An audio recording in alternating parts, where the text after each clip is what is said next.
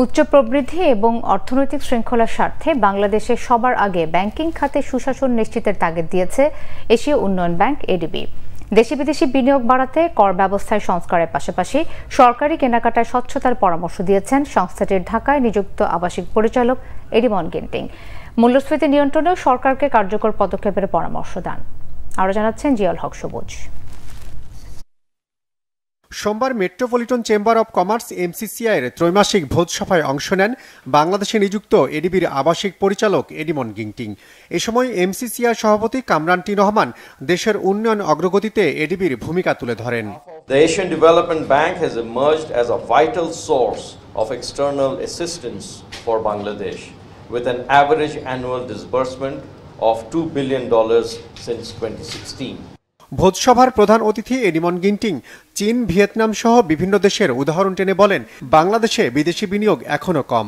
বৈশ্বিক চাপে থাকা এদেশের অর্থনীতি গতিশীল করতে আর্থিক খাতের শৃঙ্খলা ফেরানো সহ নানামুখী সংস্কারের তাগিদ দেন তিনি।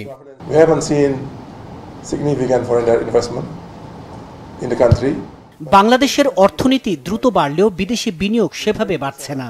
এজন্য যুগোপযোগী নীতিমালা এবং বিনিয়োগের ভালো পরিবেশ জরুরি। রাজস্ব বাড়াতে কর ব্যবস্থায়ও সংস্কার দরকার।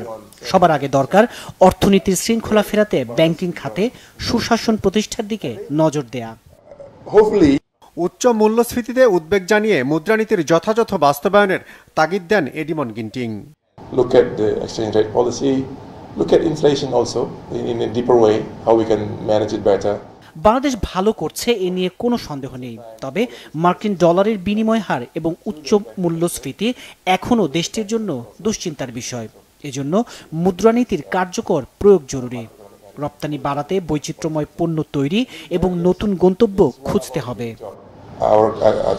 দ্রুত বাড়তে থাকা বাংলাদেশের অর্থনীতির চ্যালেঞ্জ মোকাবেলায় বিনিয়োগ উন্নয়ন কর্তৃপক্ষ সহ অন্য সংস্থাগুলোর সমন্বিত পদক্ষেপের পরামর্শ দিয়েছে এশীয় উন্নয়ন ব্যাংক। জিয়াউল হক সবুজ, বাংলা ভিশন, ঢাকা।